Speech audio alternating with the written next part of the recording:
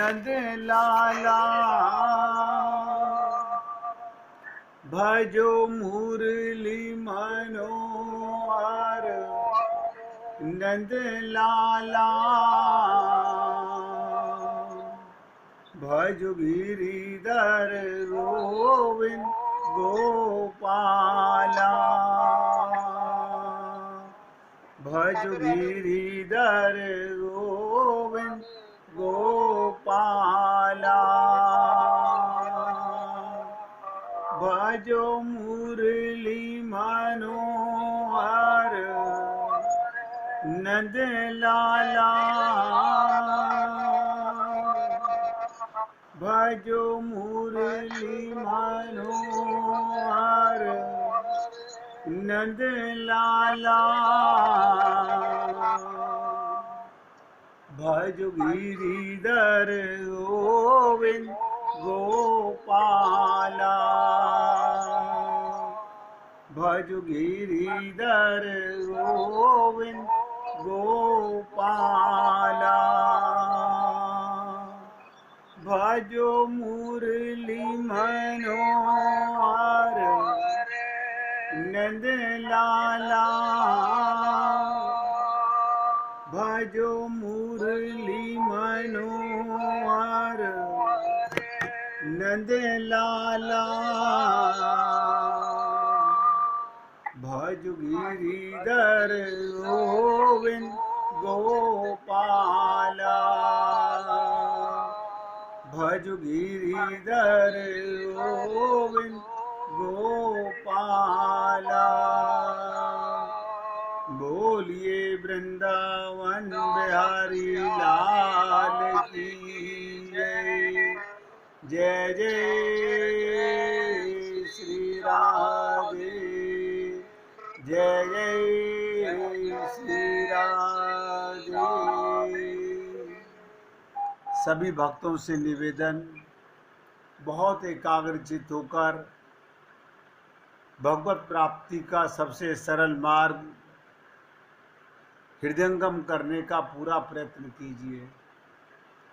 ऐसा नज़र आता है कि आप लोगों ने भी कमर तो कस ली है कि अब सर फूटे या माथा तेरी राह पकड़ ली, लेकिन माया इतनी आसानी से पीछा नहीं छोड़ती है।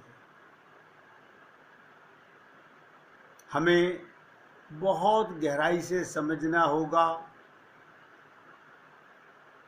प्रेम रस का सार क्या है, इस शरीर में आने का लक्ष्य क्या है, मैं कौन हूँ, मेरा कौन है और मेरा कौन नहीं है।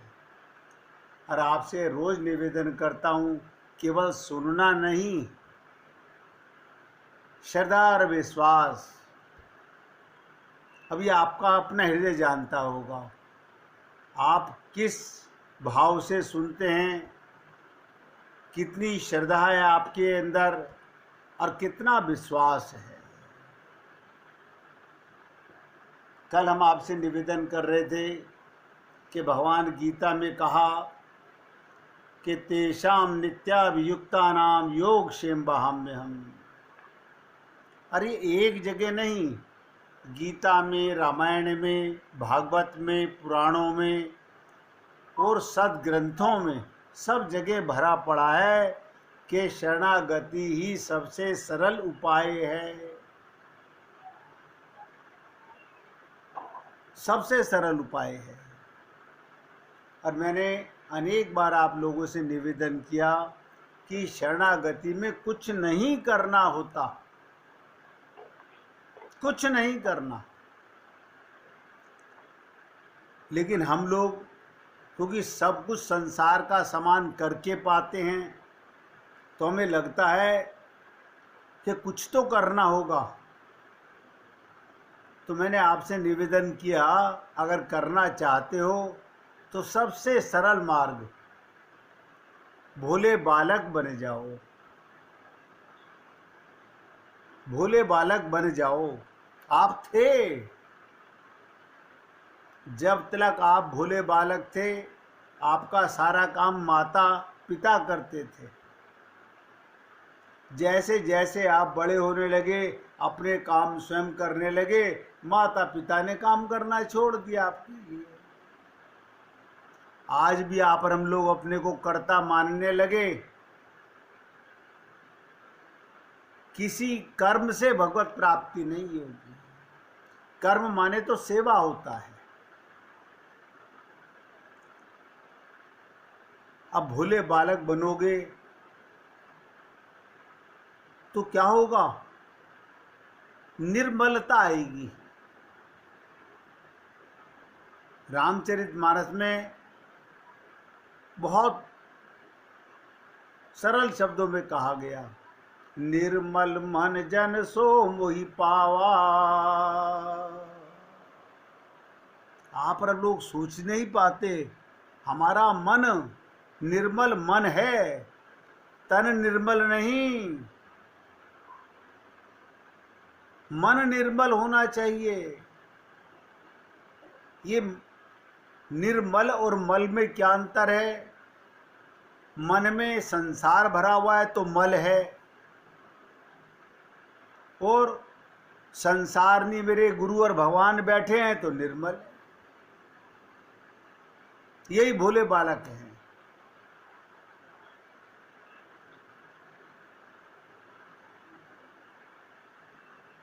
हमारा योग क्षेम ईश्वर बहन करने के लिए तैयार हैं। कुछ ना करने रूपी शरणागति। देखिए, मैं एक एक शब्द को 10-10 बार बोलता हूँ। कुछ नहीं करना, क्योंकि जो भी कुछ आप करते हो वो मल सहित मन से करते हो और प्राकृतिक इंद्रियों से करते हो, निर्मल मन से नहीं करते। और जैसे ही व्यक्ति, ये जीव कुछ ना करने रूपी शरणागति से, बस एक बार शरणागति हो जाओ, माया से मुक्ति। कौन सी माया से? त्रिगुण मार्ग माया से, त्रिकर्म से, त्रिताप से, पंचकोशादि से मुक्ति, और परमानंद, परम शांति, परम प्रेम की प्राप्ति होती है।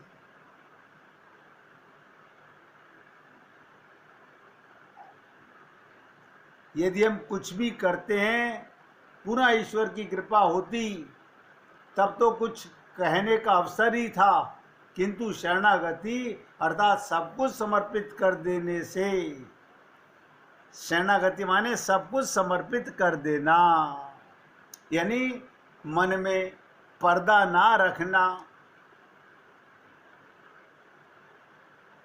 पर्दा ना रखना अब हमें आदत है। जैसे जैसे हमारे मन में मल भरता गया, मन में पर्दा आने लगा। इससे ये बात नहीं कहनी, इससे ये बात नहीं कहनी, इससे ये बात नहीं कहनी। आपको ताज्जुब होगा, 99.99% पति पत्नी भी एक दूसरे से सच नहीं बोलते।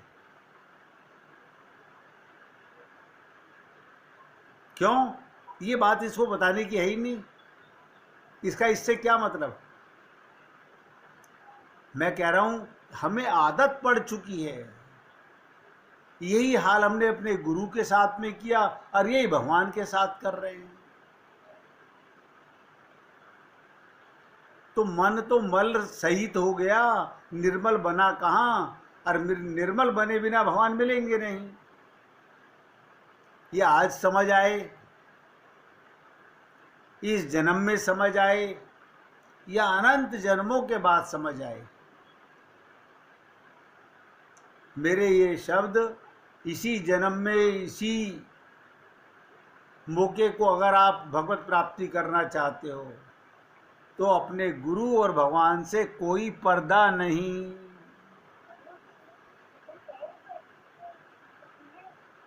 तो शरणागति में क्या होता है? सब कुछ समर्पित कर देने से सब कुछ प्राप्त हो जाता है। मैंने सब कुछ दे दिया, भगवान ने भी अपना सब कुछ दे दिया।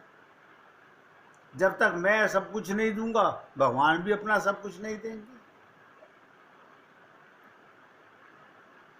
अकारण कृपा, सब कुछ समर्पित करने में हमारा क्या परिश्रम है, बार बार सोचो।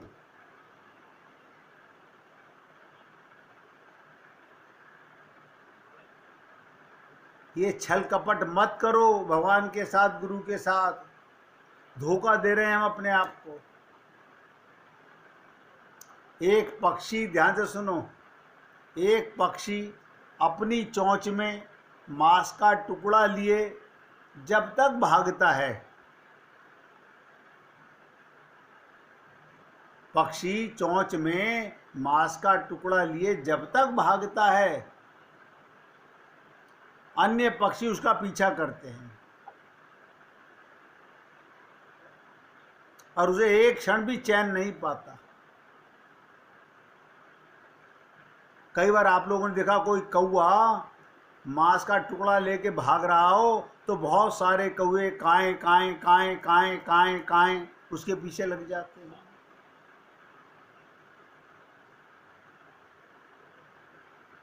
और जैसे ही, ध्यान से सुनो, जैसे ही वो मुख से मांस का टुकड़ा फेंक देता है, समर्पित कर देता है, बस कोई उसके पीछे नहीं आता।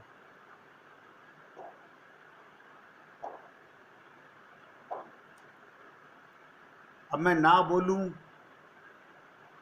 तो हम समझेंगे कैसे? आप कहेंगे कि कौवे के मुख में मांस तो समझ आता है, हमारे मन में भी ये ममता मोह आसक्ति जो है ना, ये संसार में जहाँ मेरापन, मेरा मेरा मेरा है, ये सब मांस का ही टुकड़ा है। इसे अपना मानना छोड़ दीजिए, कोई आपके पीछे नहीं आएगा, अपने आप मन निर्मल हो जाएगा।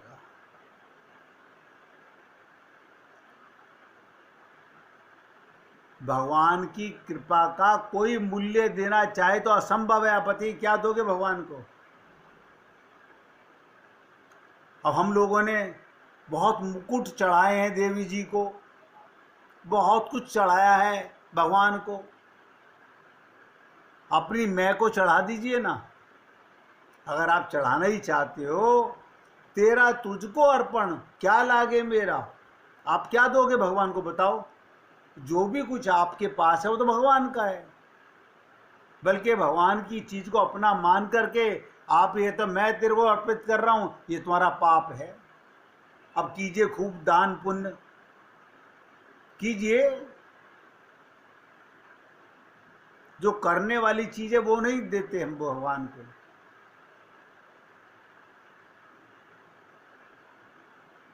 हम भगवान के कृपा का कोई मूल्य नहीं अदा कर सकते, क्योंकि ध्यान से सुनो, क्योंकि जो वस्तु परमात्मा देते हैं, परमात्मा की कृपा, परमात्मा का प्रेम, वो दिव्य होता है। और आप जो भी कुछ दोगे वो प्राकृतिक और सदोष होगा, उसमें बुराई छिपी होगी। यानी बुराई देकर के अच्छाई पाना चाहते हो।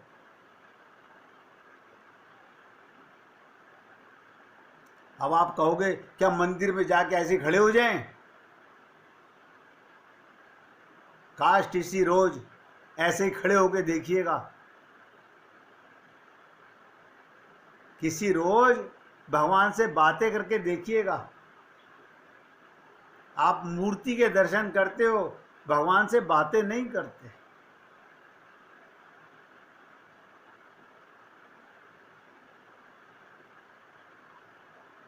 आप बताओ, आप जो भी कुछ भगवान को अर्पित करते हो तो संसार की वस्तु है, प्राकृतिक वस्तु है, उससे भगवत प्राप्ति कैसे होगी?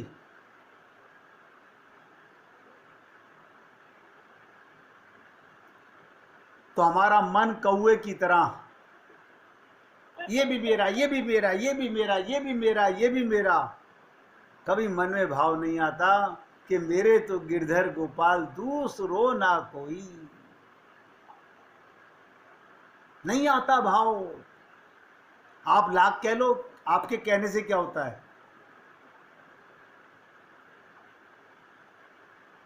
हमारे कहने से कुछ नहीं होता, लेकिन मैं बता देता हूं, आपके मानने से हो जाएगा। आप विश्वास करके, पूर्ण विश्वास के साथ स्वीकार कर लो, भगवत प्राप्ति हो जाएगी। अब आप सोचिएगा, एक और एग्जाम्पल बता रहा हूं। आप और हम लोगों को अपने पति पर, अपने पिता पर, अपने बेटों पर बड़ा अहंकार है। अरे बाबा, वो ये कर देगा, वो ये कर देगा। अभी सुन लीजिए, जब द्रौपदी का चीरहरण हो रहा था, ध्यान से सुनेंगे और समझने का प्रयत्न करेंगे। द्रौपदी ने सबसे पहले पांचों पतियों का बल मस्तिष्क में रखा। मेरे पति तो बहुत बलशाली हैं, आप और हम लोग बहुत धनवान हैं, बहुत बुद्धिमान हैं, बहुत तिगड़मबाज हैं। हम सब लोग यही रखते हैं मन के अंदर। यानी भगवान से ज़्यादा बल है हमारे पति में, हमारे बेटे में, हमारे पिता में। हम तो ऐसे ही समझते हैं। यही समझते समझते तो हम पाप करते हैं।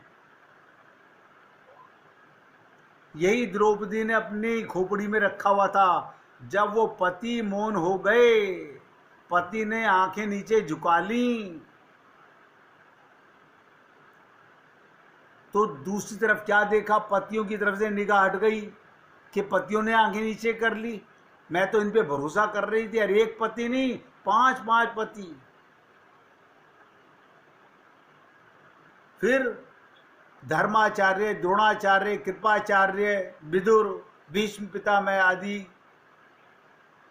की तरफ आशा लेकर देखने लगी। क्या मतलब? फिर हम लोगों को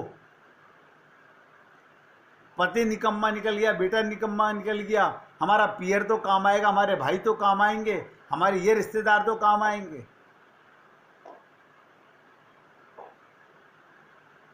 जब उधर से भी निराशा हाथ लगी, ये धर्माचार्य, धर्म के ठेकेदार, द्रोणाचार्य, कृपाचार्य, विदुर, भीष्म पितामह, ये भी कुछ ना कर सके। जब उधर से भी निराशा लगी, तब अपना बल, अभी भी निर्बल नहीं बनी है द्रौपदी। दांत से साड़ी दबाती है, तब भी भगवान नहीं आए। क्यों? आप और हम लोगों में बल है, अपना बुद्धि का बल है, और यही बुद्धि हमारा हर जन्म में सत्यानाश करती है। जब दुशासन ने एक झटका और दिया, दांत से साड़ी नीचे गिरी, देखिएगा जहां जहां उम्मीद थी सबसे निराशा हाथ लगी। सबसे निराशा हाथ लगी।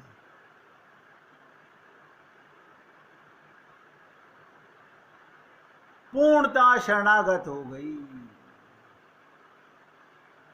यानी सब कुछ करना छोड़ दिया, सोचना बंद कर दिया, सब काम बन गया।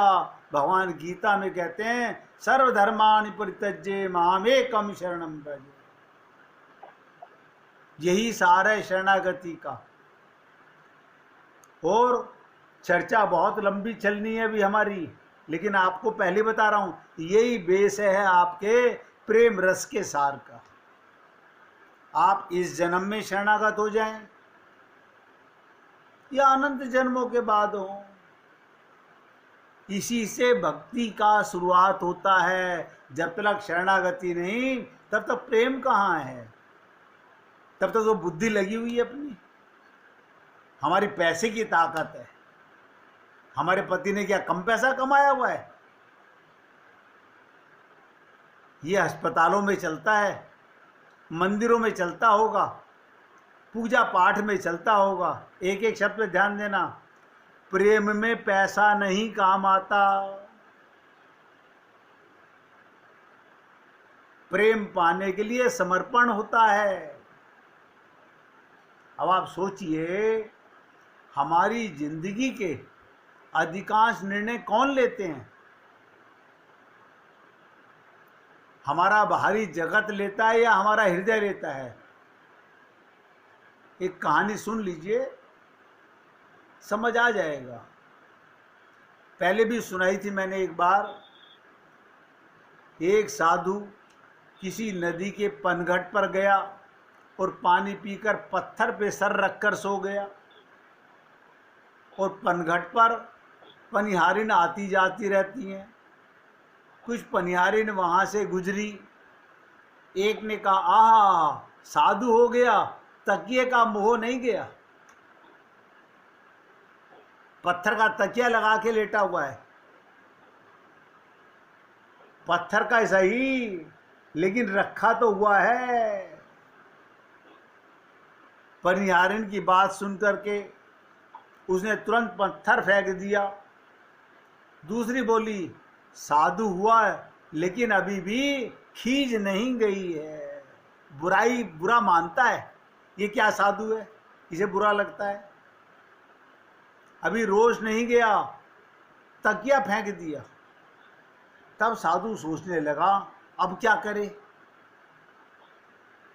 साधु सोचने लगा अब क्या करे। तब तीसरी बोली, बाबा ये तो पनघट है, ये संसार पनघट है, ध्यान से सुन लेना। यहाँ तो हमारी जैसी पनिहारिनी आती रहेंगी। हर आदमी आपको अपनी अब खींचेगा। तुम मेरी सगी भाभी नहीं हो, तुम मेरी सगी जिठानी नहीं हो, तुम मेरी सगी दुरानी नहीं हो, तुम मेरी बहन नहीं हो, तुम मेरे भाई नहीं हो, तुम मेरी भाभी नहीं हो। ये पनघट है, किस किस से वादे निभाओगे।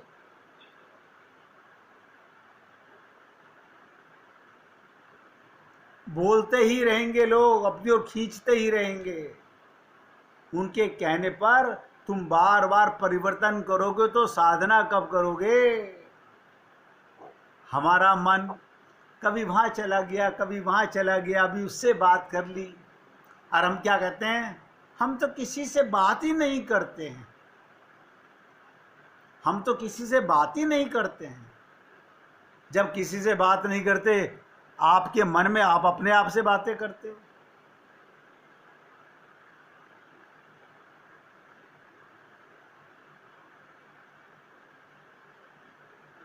आप अपने आप से बातें करते हो। उसका फोन नहीं आया, उसने मुझसे बात नहीं की, उसके पास टाइम ही नहीं है मेरे लिए। आप सोचिए ये समय कहाँ से आ रहा है तुम्हारे पास। परमात्मा का दिया हुआ जा कहाँ रहा है, संसार में। भगवत प्राप्ति या खाक होगी। अरे ये किसी एक की बात नहीं बता रहा हूं। ये पनघट है, ये सराय है संसार। उसी पनघट पर एक चौथी महिला और आई। उसने बहुत सुंदर बात कही, अद्भुत बात कह दी। क्या बोली, क्षमा करना। महात्मा जी आपने सब कुछ छोड़ दिया, लेकिन अपना चित्त नहीं छोड़ा, मन बुद्धि लगाना नहीं छोड़ा। साधु की ड्रेस पहन ली, तिलक लगा लिया, कंठी डाल ली, केश बढ़ा लिए, दंड ले लिया, मन बुद्धि अपनी वो नहीं छोड़ा। अभी तक वहीं का वहीं बना हुआ है।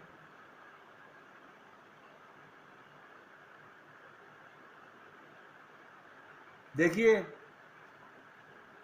क्या कहती है वो चौथी स्त्री, महात्मा जी अपने चित्त को, अपने मन को बाहरी जगत से मोड़कर, हटाकर भीतर अपने हृदय से जोड़ दो। कठिन नहीं है, कठिन माना हुआ है। हम मंदिर हो तो आते हैं। आप मुझे बताइए, 5 मिनट मंदिर जाते हो और 500 मिनट बकवास करते हो संसार की, कल्याण कहाँ से होगा। मैं सबको चौकन्ना कर रहा हूं, मत अपना समय बर्बाद करो। बहुत पश्चाताप होगा मरने के बाद। मैं रोज बोलता हूं, संसार की चर्चा बिना जरूरत के बोलना बंद कर दो, बात करना बंद कर दो। और जब करो तो हरि की चर्चा करो, भगवान की लीलाओं की चर्चा करो, भगवत प्राप्ति की चर्चा करो। अगर आपके घर में, आपके परिवार में, आपके रिश्तेदारों में भगवत प्रेमी हैं, वो भगवान के रूप हैं। आपकी माता हो, पिता हो, पत्नी हो, पति हो, लेकिन चर्चा भगवान की होनी चाहिए। अब आप बताओ, अगर गुरु के आशीर्वाद से काम बनना हो तो गुरु तो पकड़ पकड़ के आशीर्वाद देगा। अगर गुरु के आशीर्वाद से ही काम बनना हो तो गुरु तो पकड़ पकड़ के आशीर्वाद देगा। लेकिन ऐसा नहीं है, आपके करने से सब कुछ होगा। दुनिया भला कहे या बुरा कहे, आप वो करो जो आपका हृदय कहे। अब 1 मिनट भगवान का कीर्तन कीजिए, फिर आगे चर्चा करेंगे। हरि ओम नमो नारायण, ओम नमो नारायण, हरि ओम नमो नारायण।